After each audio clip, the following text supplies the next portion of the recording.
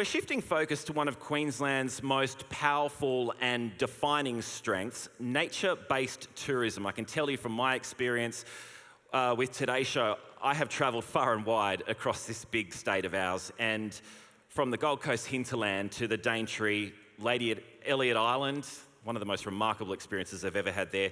The Keppels in the Capricorn region as well. There is so much to see and to explore and to appreciate what we have on that front. This next session will explore, most importantly though, how we can protect what makes us here in Queensland so special and measure success not just in visitor numbers but in real lasting outcomes for the people that call these places home and their place.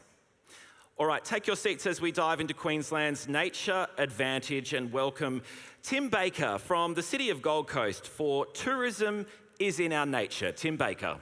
Hello everyone, and it is my absolute pleasure to be here today on behalf of the City of Gold Coast to talk about something which we are incredibly passionate about.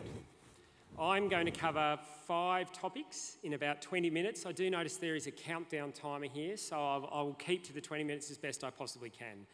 So I'm going to give you a quick overview of the City of Gold Coast and the tourism industry and what's happening down there at the moment.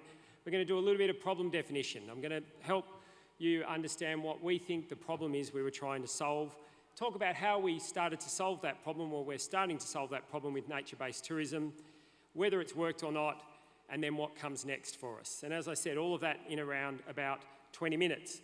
But before we start, the rumours are true. I am a recovering Tasmanian. So my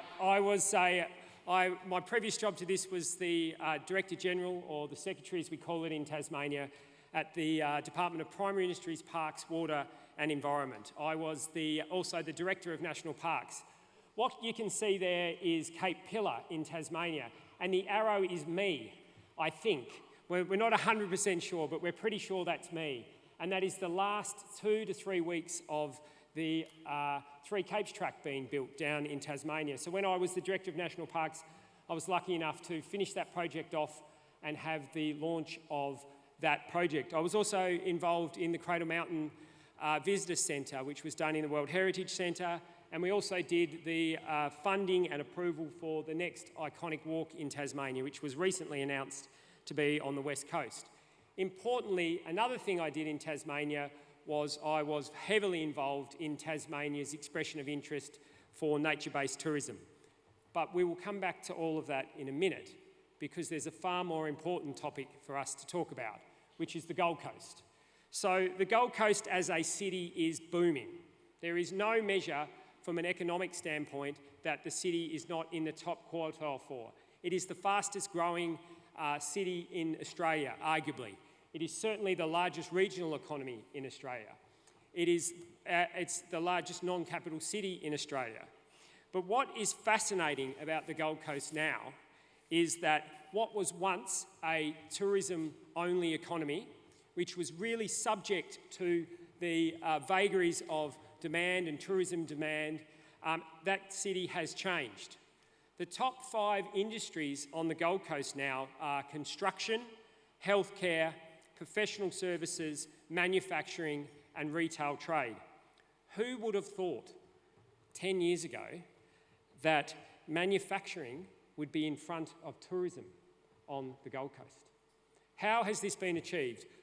Well, one way that's been achieved is by leveraging tourism. So if you go back and look at that top 5, a lot of the construction is around tourism construction. Healthcare, yes, the rumours are true. We do have the best influencers on the Gold Coast, so there is a lot of the injectable stuff goes on there, so I'm sure there's a bit of tourism relating to healthcare. We have professional services. A lot of that is being delivered into the tourism industry.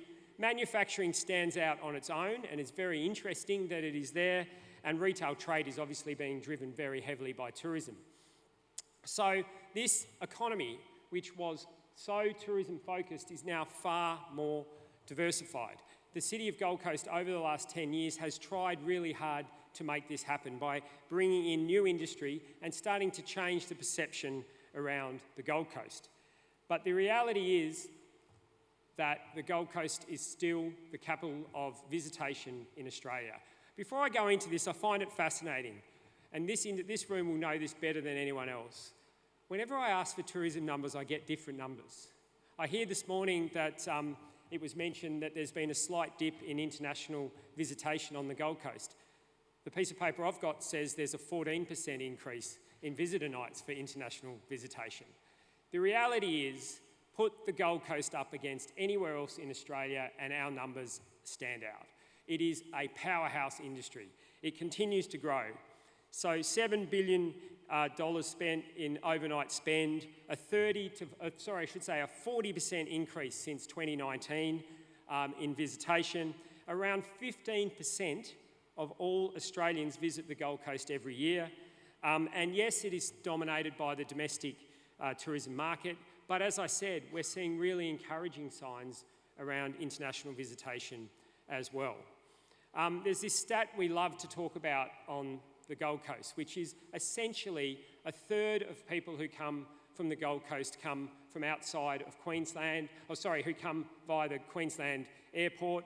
About a third come from the Brisbane airport, and we remain the king of the drive market in Australia. So a third of our visitors are still coming via drive.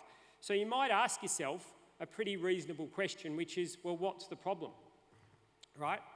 Well, the problem is that we, as a city, are experiencing what I know all of you are experiencing too. We're experiencing visitors who want more than just beaches and great attractions that we have already. So I ask you all this very simple question, and it's a very similar question to the question that the Deputy Premier asked half an hour or so ago. Who can name for me a brand new, unique attraction on the Gold Coast? The reality is there hasn't been many. What we're seeing is a lot of outstanding investment in our existing stock. We're seeing lots more hotels being built. We're seeing huge investment into our theme parks and into that sector. But the truly unique offerings have not come to the Gold Coast. So it's made us ask a very simple question. Have we hit a glass ceiling? Are the numbers going to plateau? Now, the data doesn't suggest that, but we know that if we don't introduce new and exciting attractions into the Gold Coast, then there's a chance that that might happen. So that talks about, as I said, the research we're doing is telling us that even the traditional Gold Coaster tourist is wanting a more nature-based experience. So we believe that nature-based experiences are incredibly important for this strategy for how we diversify the tourism industry on the Gold Coast, just like we've sought to diversify our economy. So here's a little known fact about the Gold Coast. 50% of the Gold Coast is actually green space or a natural space. It's often perceived as being, high-rise towers and beaches. It's certainly more than that. And if you look at the city as a whole, there are three areas that we often talk about, which are probably the most untapped nature-based experience opportunities in Australia. One is South Straddie Island, the other is the hinterland, and the third is the Spit. You combine that opportunity with the high visitation, and I'm going to use the 13 million visitors a year number, which is always in dispute, but let's just call it that, and there is huge opportunity for us inside our city. So what we've done is put together a nature-based tourism program.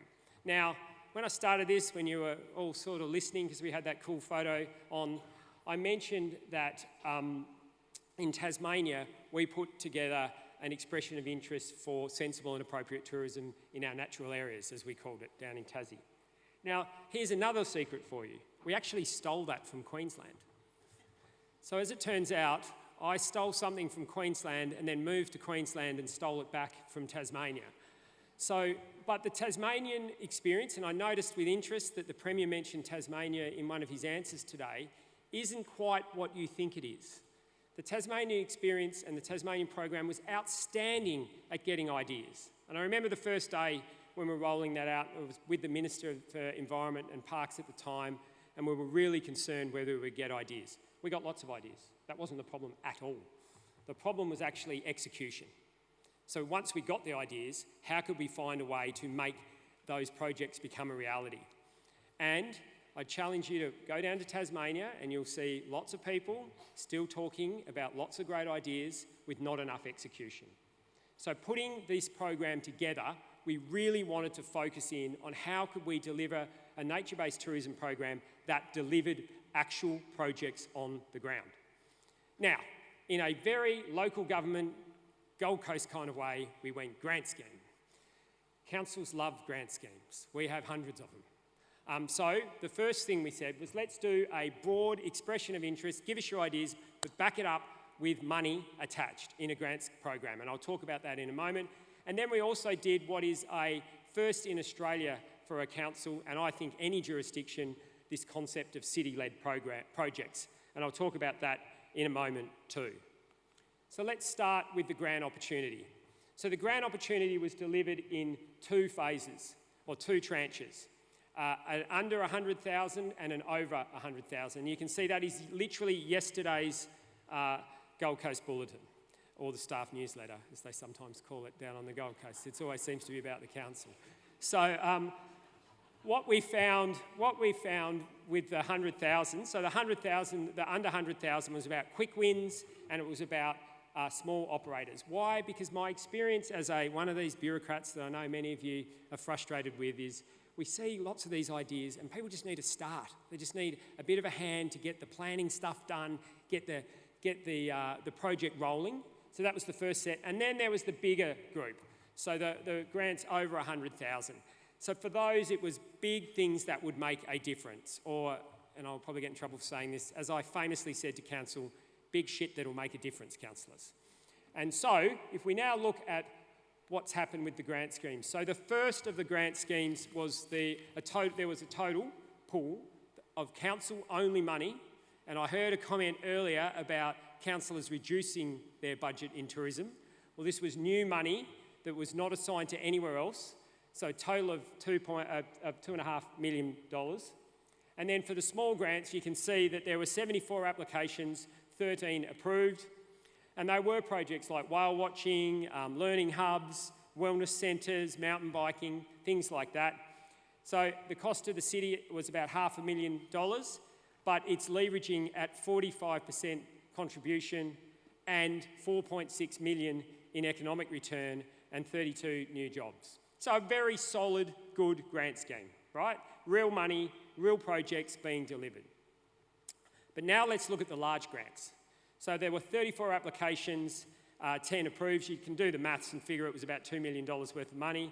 Bigger projects, as I mentioned. If you want to see the projects, go and jump on our website. You can go and have a look at who's won the grants. I've reliably informed by my team somewhere that that's definitely happened. So yes, you can go to the website and see it. But this is the number that matters. Almost 90% co-contribution, right? And almost $60 million in economic return and 250 jobs in a single round of grants, or 2 grants in a single financial year. Now this tells you something you already know. Nature-based tourism, and tourism more broadly, is a bloody good bet for government, right? And this demonstrates it. And so the pitch and the sell back to council, which we literally had on Monday this week, they were amazed at the ability to drive real benefits to the city and real new projects and real new opportunities to change the way people think about the Gold Coast. Now, this is the bit where hopefully the technology works. So we're going to see together. I mentioned city-led projects. To enable me to stop talking for 1 minute, we're going to play a video that describes what the city-led projects are. So what this was about, put simply, is saying we've got some really good ideas that we think can turbocharge the expression of interest process. So the City of Gold Coast took 5 projects and we said we're going to put these into the expression of interest program using our own land as the asset with some broad concepts about what these projects could look like. But critically delivered by the private sector. Now, in an incredibly Gold Coast kind of way, that included a $10 million purchase of a property at Springbrook, which is a 50-hectare site. So why do we do that? Because we know that Springbrook is probably the best opportunity for a big push around nature-based tourism on the Gold Coast, a big additional push. It's okay, you can grab that if you like. So the idea was that we would go to the market and say, here is this land asset. You tell us, private sector, you tell us operators, like many of the people in this room, what is the best way to use this site? Now, if you want a tangible example about how local government can drive nature-based tourism, a $2.5 million grant scheme and a $10 million acquisition, plus the land that we're putting on the table, was how we made sure that this project would deliver, and it has in spades. So I'd love to be able to talk to you. Maybe when we're down on the Gold Coast next year, I can talk to you about what we're doing with Springbrook. We might even do a site visit for those who want to come, because it's not that far away. It is a huge opportunity for us, and it will be an absolute game changer. And I've, sort of snuck and had a little look inside the tender box appropriately for my staff. I'm telling you now, it is going to be incredibly exciting what we're doing there in that space. So this gets me to probably the most important slide for me about how we've made this work. So there are 4 key factors that are really important. The first is we set up an independent panel made up of industry leaders from the Gold Coast and around the state, a First Nations representative and an environmental expert as well, including myself on that panel. They helped us to assess the grants, and they also helped us to determine the best 5 projects to run as city-led projects. The second point I wanted to mention is we actually put a team together. They're sitting at a table here. We've got a booth outside. I encourage you to go talk to them. And having that presence on the ground was really important for us too. The third thing is the support from the council. Now, the Gold Coast City Council is an interesting council. I read a lot of things in the Courier Mail about the Gold Coast City Council, but it takes a hell of a lot of courage to put your money where your mouth is, with ratepayers' money, and to seek to disrupt the most successful tourism market in Australia in order to make sure that you get the growth you need. And it is helped by the fact that the Mayor is a former tourism operator himself. And then the final one is the state government. There is huge alignment with what we're doing, with what we've already heard today. And that alignment is incredibly important because it gave confidence to the industry that, yeah, sure, the council's going to give us their approval, but am I going to get that approval from the state government?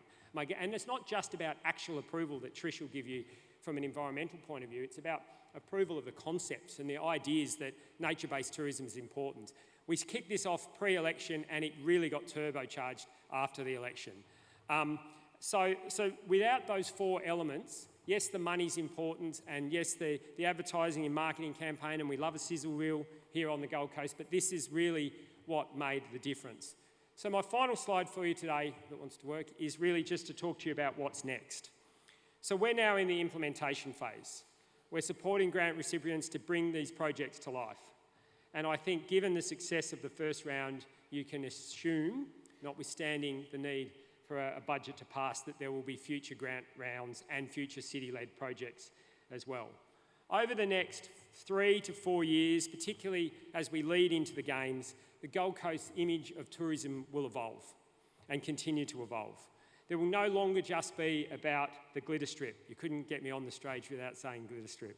Of beaches, hotels, theme parks, all of which are very important to us, but this is the next frontier for us. If we're going to continue to be and stay a world-class destination, we are leaning heavily into nature-based tourism.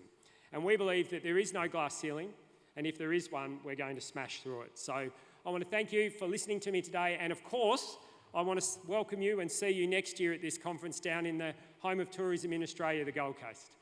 Thank you.